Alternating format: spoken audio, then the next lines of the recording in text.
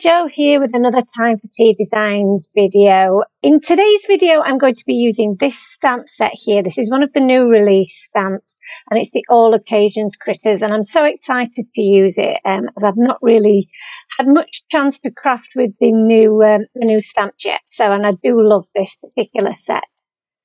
So I'm just starting off with my background, and I'm blending some colours straight onto my top folding card base. So this is one of the Time for Tea Designs card bases, and it's a really nice smooth base to apply your distress inks to. I'm using obviously our beautiful blender brushes to help me get a really nice smooth blend and transition between the three colours that I've chosen. And this is a new colour combination to me, and I absolutely loved it. It turned out so beautiful.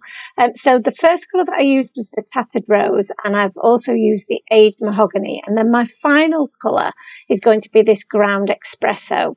And the reason that I've chosen these colours was because I wanted something that would give me a coffee kind of colour, so a mixture of brown shades that would go really well with the coffee themed card. So that's why we've chosen these colours. And like I say, it was a pure experiment. We did a little bit of a test before I started applying the colours to my background, just so that I didn't waste any of my good cardstock. But it really did turn out really, really lovely. So as part of these stamps, there are also some really small images that are great for creating your backgrounds.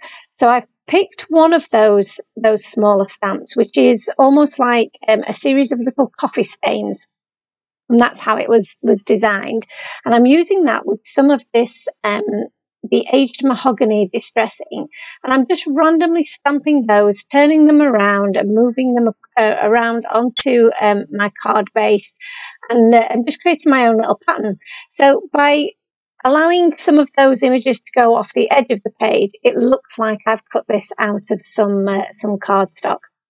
As I progressed down my my ink blended background, it was evident that that Aged Mahogany wasn't going to show up on the Ground Espresso, so I changed my ink colour to that same Ground Espresso, so that you could see those images pop against the background.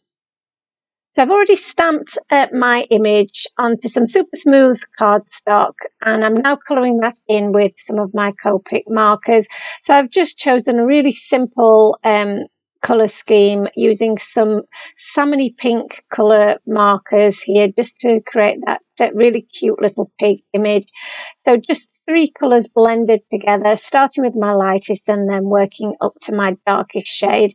And I really love this little pig. It is so cute, and with that little coffee cup, is just the perfect little image to send to a friend. And then moved on to colouring up that coffee cup. And this is such an easy image to colour. All of the images within this set are so simple to colour because they're nice and small. They've got some really cute details, but you don't have to spend a long time colouring them in. So this made for such a really quick and easy card to make. So I'm keeping that quite neutral and matching the colours that are in our background already. And I'm using one of our new cover plate dies. This is the Stripes cover plate die. And this is slightly smaller than an A6 card base. And it cuts out some of those apertures in stripes on your background. But I have kept the waist element because we can use those for sentiments. So they're the perfect size for that. So don't discard those. Do keep those. So I'm just working out my composition here and figuring out where I want each of those elements to be. I want my little pig to sit on this circle that I've cut out using our Circle of Love nesting dies. And I'm now thinking about some different banners that I can add behind him or have him sitting on. And I'm using one of our A7 washi strip stamp sets here. And I'm just going to stamp loads of these washi strips in different colours for me to be able to test and decide which colours I think will go best with our scheme. And I'm going to use one of our banner dies. So this is a banner die that's from an older set, but we do have a banner die in the mini frames and banner die set that you could use, which would do just the same job. And I'm using just the spots there to create a background. And then I'm going to use the solid shape of washi tape to just add some a block of colour to my background. So I'm just stamping that a couple of times, because sometimes with the distress inks you do need to stamp that a couple of times really to get that vibrant colour come through. And the reason that I've done 2 of this colour, so this is the tattered rose colour, is because I want to add some of those dots that we did at the top of the page there with some colour. So I'm going to use some of that aged mahogany to then add some dots to that tattered rose background. And just making sure that none of that colour is going to transfer elsewhere. And I really love how these washi tape strips work, how you can layer them up together, and they make for a really, really pretty effect. And this is going to be perfect for what we're trying to do here. So I've cut those out using my banner dies, and now I've got a few of those selections here to just see how that might work together. And I'm testing each of the different colour strips that I've put together, layering them up in different ways just to see what would look best. And I think in the end, that's the variation that I decide on. So now to move on to our sentiment. And again, this cover plate die is the perfect size to add your sentiments to. So I've added some of my anti-static to the surface first, and then I'm using some of my embossing ink to stamp that sentiment, and then some of this, I think it was the macchiato embossing powder from Wow, and it's such a lovely metallic shade. It's not really rose gold, it's a more browny shade of a rose gold, which goes perfectly with our theme today. So now I've decided where I would like my my banners to go. It's a matter of adding those to this circle die. So I'm just layering those up, and I'm adding some of my my liquid glue just to attach them, and I want them at different levels. So I want some of them peeking over the edge of that circle die, and them overlapping each other.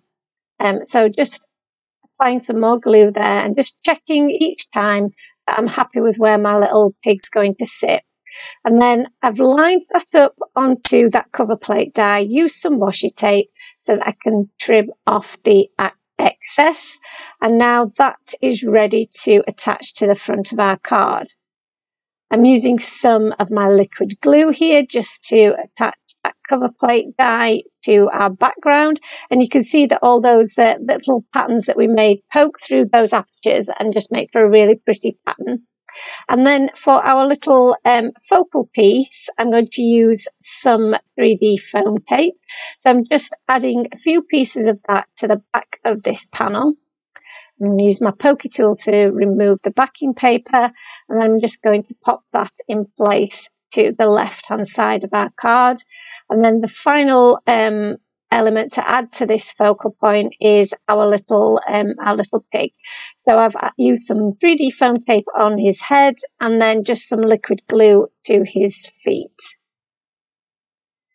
Some of my Jelly Roll Glaze pen will brighten up his eyes, and then the white Jelly Roll pen will just add some extra elements to his highlights to his body, and then some dots to that coffee cup.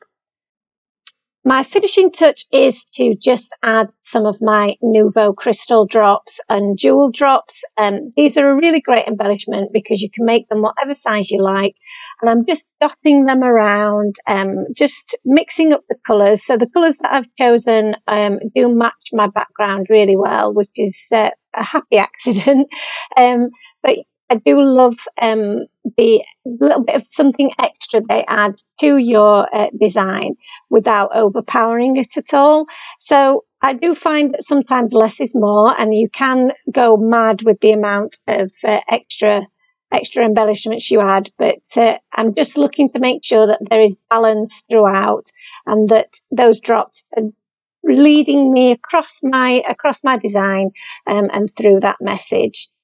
So that's our final card for today. I was really pleased with how it turned out, and I loved that colour combination for the background. So if you haven't tried it, you must give it a try. It's a really good combination of colours.